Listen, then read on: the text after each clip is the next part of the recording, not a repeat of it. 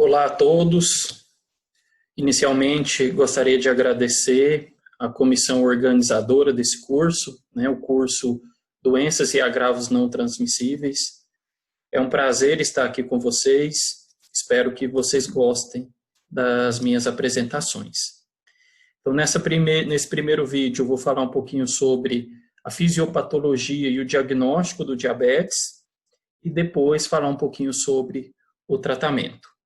Inicialmente, vou falar um pouquinho de mim, me apresentar para quem não me conhece. Então, meu nome é Giordani Guimarães Freitas, sou médico, tenho residência em clínica médica pelo Hospital do Mandaqui, em São Paulo, tenho residência em endocrinologia pela Universidade Federal da Bahia, já fiz o meu mestrado em gerontologia e atualmente eu faço doutorado em saúde coletiva.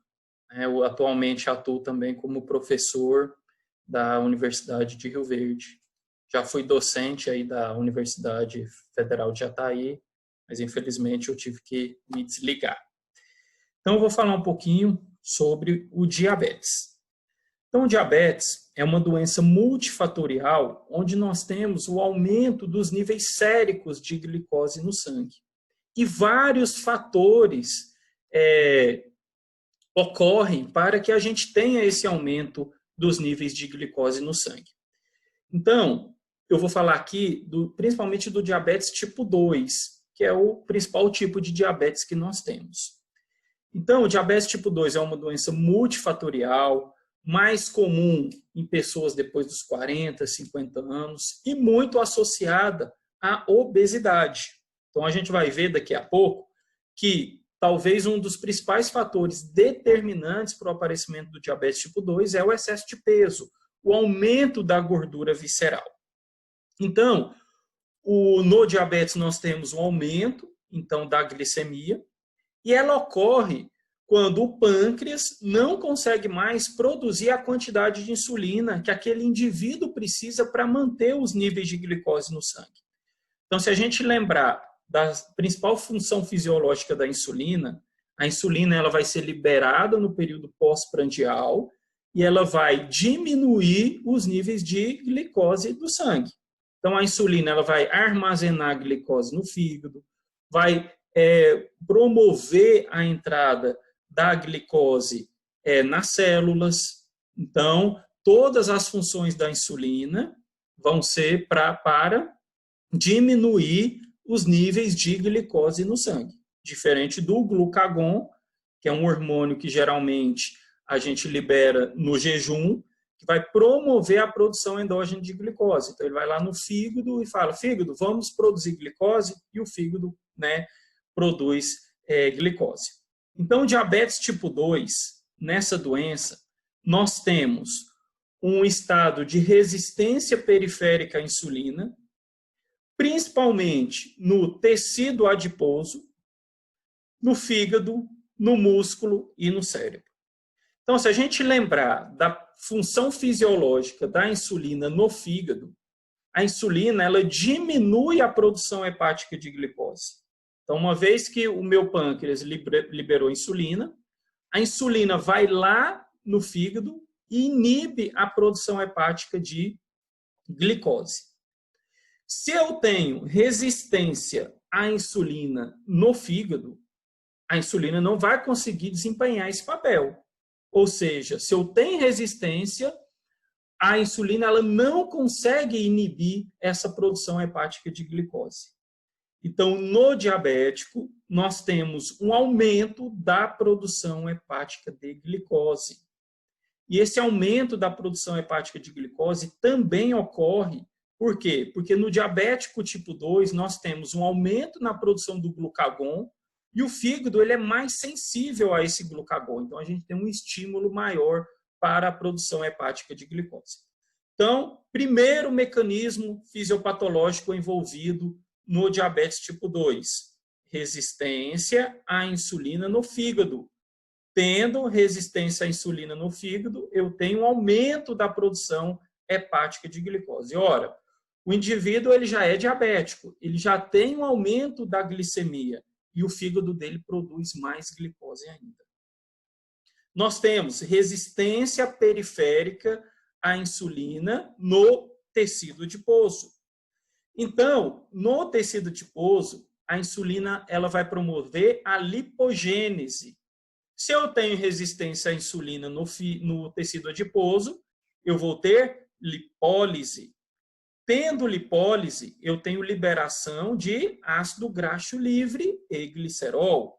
Esse ácido graxo livre, ele fica circulando e entra dentro das células também. Então, ao promover essa resistência, ao promover a lipólise, eu tenho liberação de ácido graxo livre no plasma. Esse ácido graxo livre é distribuído por todo o organismo. Ao entrar na célula, esse ácido graxo livre, ele dificulta a sinalização intracelular da insulina.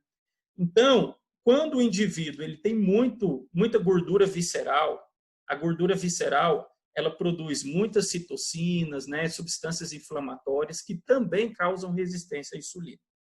E aí, uma vez que eu tenho a lipólise, porque eu não estou tendo a ação adequada da insulina no tecido adiposo, esses ácidos graxos livres eles são transportados pelo organismo e são captados pelas células. Uma vez dentro das células, eles também atrapalham a sinalização intracelular da insulina, promovendo e amplificando essa resistência celular da insulina. Além disso, né, uma vez tendo muito ácido graxo livre no plasma, esse ácido graxo livre, por exemplo, é captado pelo fígado. E é um dos mecanismos fisiopatológicos também envolvidos na doença hepática gordurosa não alcoólica. Para vocês terem uma ideia, 80% dos diabéticos eles têm doença hepática gordurosa não alcoólica ou esteatose hepática, porque as duas doenças elas têm o mesmo mecanismo fisiopatológico. Então, ó, diabetes, nós temos resistência periférica à insulina no tecido adiposo. Com isso, nós vamos ter lipólise, aumento do ácido graxo livre.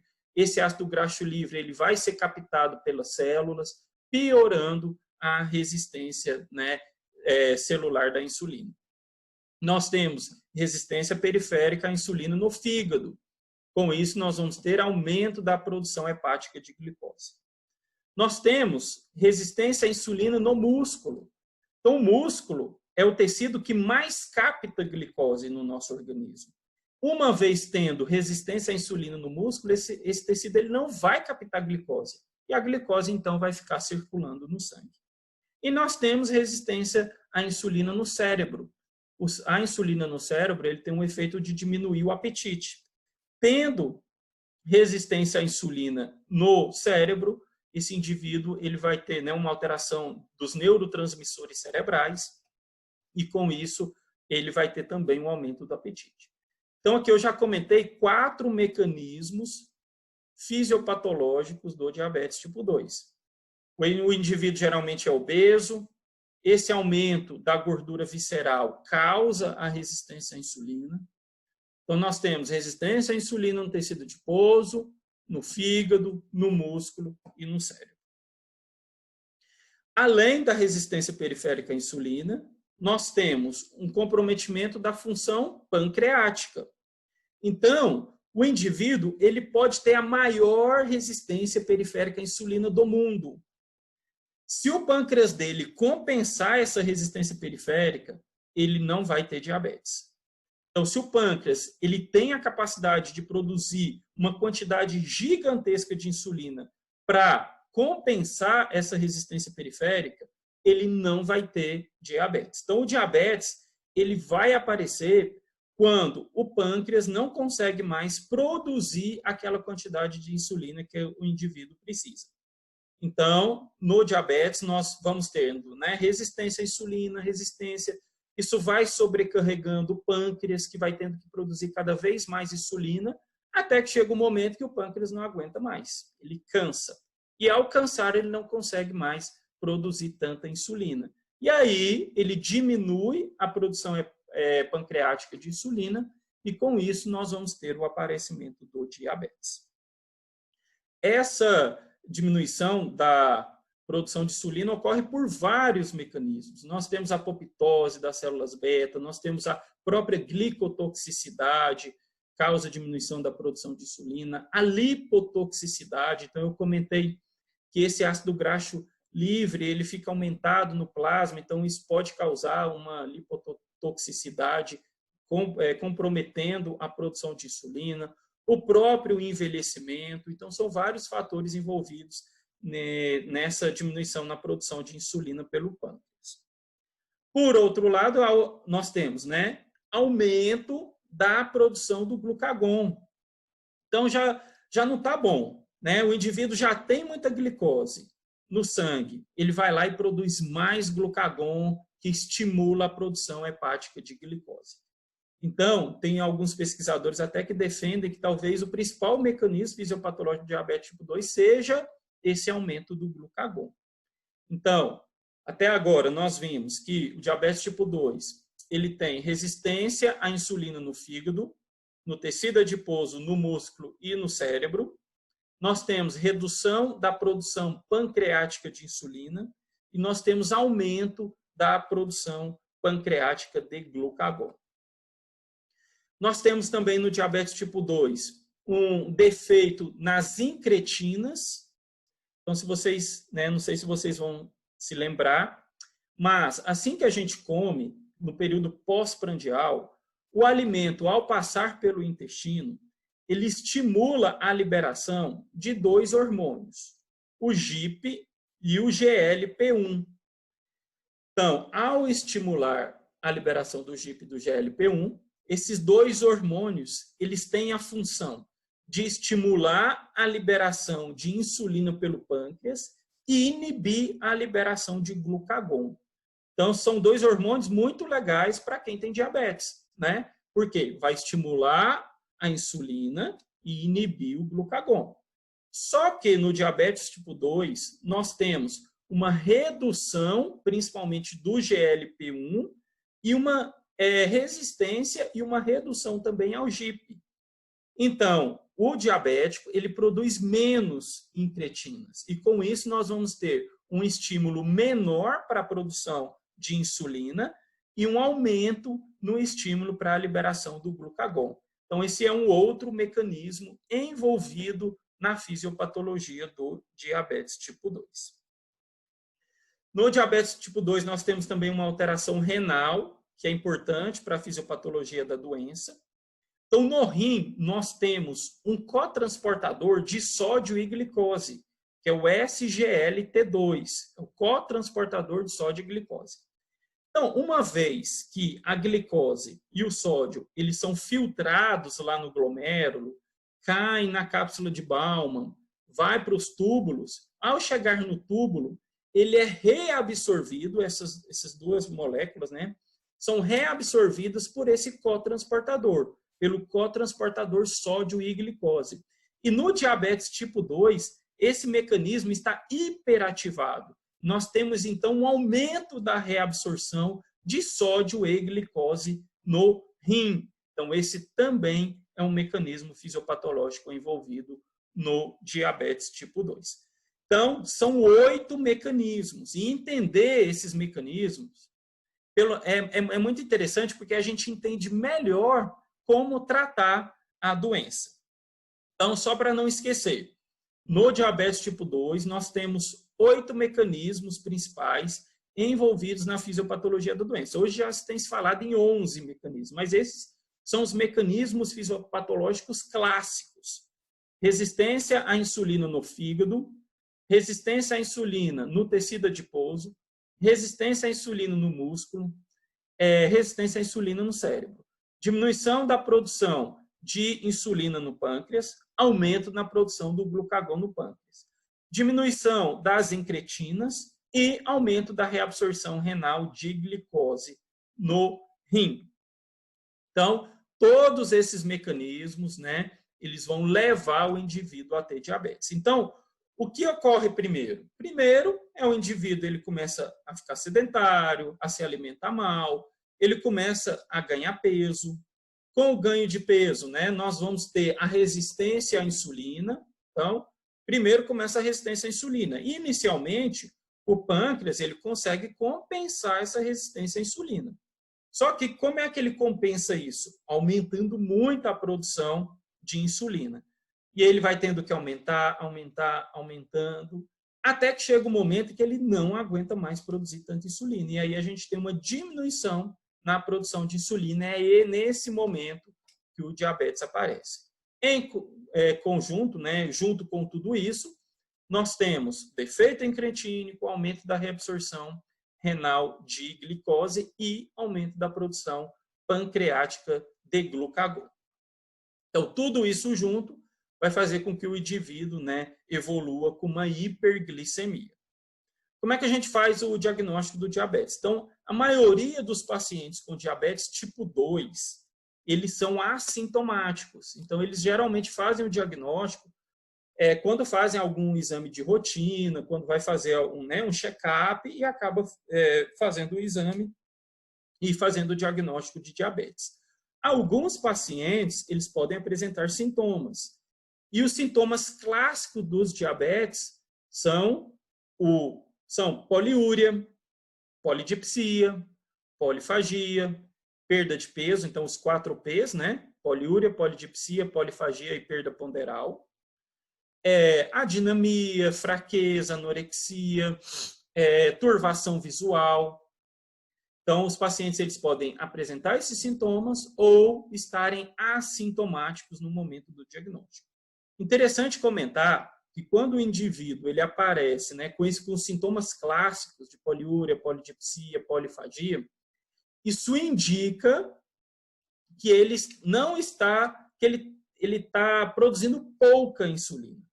Então, quando ele tem poliúria, polidipsia, polifagia, isso é um sinal de insulinopenia. Então, quando você pega um indivíduo magro, né, porque o obeso, ele tem resistência à insulina e ele tem diabetes provavelmente pela resistência à insulina. Quando você pega o paciente diabético magro, ele geralmente, provavelmente ele não tem resistência à insulina. Então, ele tem diabetes por falência pancreática, por deficiência de insulina. E esses pacientes, eles geralmente apresentam sintomas clássicos. Então, se você tem um paciente magro, poliúria, polidipsia, polifagia, uma glicemia de 300, 400, esse indivíduo ele não está produzindo insulina, o tratamento já tem que ser logo de início com insulinoterapia. Tá bom? Então, a maioria dos pacientes assintomáticos, alguns podem apresentar os sintomas típicos, mas o clássico do diabetes tipo 2, do obeso, é geralmente estar assintomático no momento do diagnóstico. Como é que a gente vai fazer esse diagnóstico? A partir, né, dos exames laboratoriais. Então, nós podemos fazer o diagnóstico do diabetes de 4 formas. A partir da avaliação da hemoglobina glicada. Então, o que é a hemoglobina glicada normal? Menor que 5,7. A hemoglobina glicada é aquele exame que avalia a média da glicemia nos últimos 3 meses. Então, uma hemoglobina glicada menor que 5,7, normal. Glicada entre 5,7 e 6,4, a gente vai chamar de pré-diabetes. E uma glicemia, ou uma hemoglobina glicada maior ou igual a 6,5, a gente vai fazer o diagnóstico de diabetes. Então, podemos fazer o diagnóstico de diabetes a partir da dosagem da hemoglobina glicada, se tivermos uma hemoglobina glicada maior ou igual a 6,5. Podemos fazer o diagnóstico do diabetes com a dosagem da glicemia de jejum. Então, o normal da glicemia de jejum, menor que 100. Entre 100 e 125, vamos chamar de glicemia de jejum alterada. E se a glicemia em jejum tiver maior ou igual a 126, diabetes. E podemos fazer o diagnóstico a partir do teste de tolerância oral à glicose. Então, o indivíduo ele vai para o laboratório, ele toma um xarope e faz a dosagem da glicemia 2 horas após a ingestão desse xarope com glicose. 2 horas após a ingestão da glicose, o normal, menor que 140. Entre 140 e 199, pré-diabetes ou intolerância à glicose. Maior ou igual a 200, diabetes.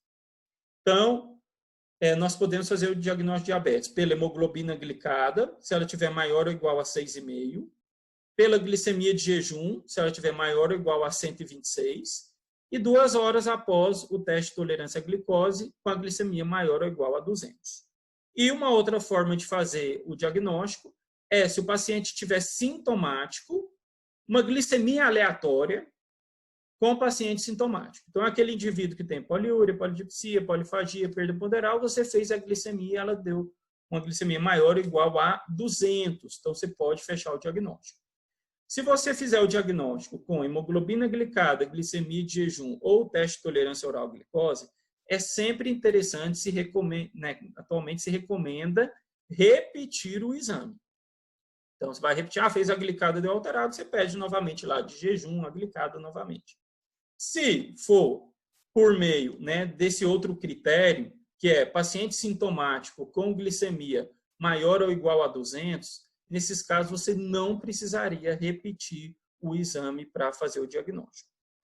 E lembrar que sempre que você tem um paciente que não preenche o critério de diagnóstico para diabetes, aquele indivíduo que tem uma glicemia de jejum alterada, que tem um pré-diabetes, sempre se recomenda fazer o teste de tolerância oral à glicose. Por quê? Ele pode ter, por exemplo, uma hemoglobina glicada de 6, ou seja, um pré-diabetes. Ele pode ter uma glicemia de jejum de 108, pré-diabetes, ou glicemia de jejum alterada. Mas quando você faz um teste, você pode evidenciar, por exemplo, uma glicemia de 250 2 horas após a ingestão do xarope. Então, aí você acaba fazendo o diagnóstico do diabetes. Ok? Então, nesse vídeo, o que eu tinha para falar era isso. Espero que vocês tenham gostado. Então, só para fechar, vamos lembrar dos 8 mecanismos fisiopatológicos envolvidos no diabetes tipo 2. Então, paciente obeso, mais velho, que ele tem resistência à insulina, principalmente no tecido adiposo, no fígado e no músculo, resistência à insulina no cérebro, diminuição da produção pancreática de insulina, aumento da produção pancreática de glucagon. Defeito nas incretinas, então nós vamos ter diminuição do GIP e do GLP-1. Nós vamos ter um aumento da ação do cotransportador sódio-glicose no rim. E com isso nós vamos ter um aumento da reabsorção renal de glicose e sódio.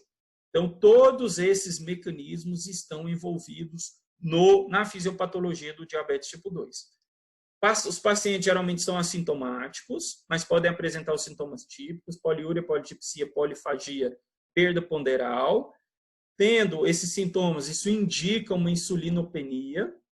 E o diagnóstico a gente pode fazer com a glicada maior ou igual a 6,5, uma glicemia de jejum maior ou igual a 126, uma glicemia 2 horas após a ingestão da glicose no teste de tolerância oral à glicose maior ou igual a 200, ou uma glicemia aleatória com sintomas. Uma glicemia aleatória maior ou igual a 200 com sintomas. Poliúria, polidipsia, polifagia. Para quem não me conhece, eu tenho os meus canais nas redes sociais, tem vários vídeos lá, umas videoaulas. Hoje no meu canal do YouTube eu tenho praticamente videoaulas de todas as doenças endócrinas, tem os vídeos também de gastroenterologia, reumatologia. Então, quem tiver interesse, será um prazer lá receber vocês no meu canal do YouTube. E no Instagram, eu pretendo agora me organizar mais para fazer também algumas ações educativas lá, principalmente para alunos de medicina. Tá? Então, as minhas videoaulas no YouTube são voltados para estudantes de medicina. Quem tiver interesse, dá uma olhadinha lá. No YouTube, Giordani Freitas, no Instagram, Giordani Guimarães. Espero que vocês tenham gostado. Mais uma vez, muito obrigado pelo convite. Qualquer dúvida, é só me chamar aí nas redes sociais, que eu estou à disposição de vocês. Um grande abraço, fiquem com Deus.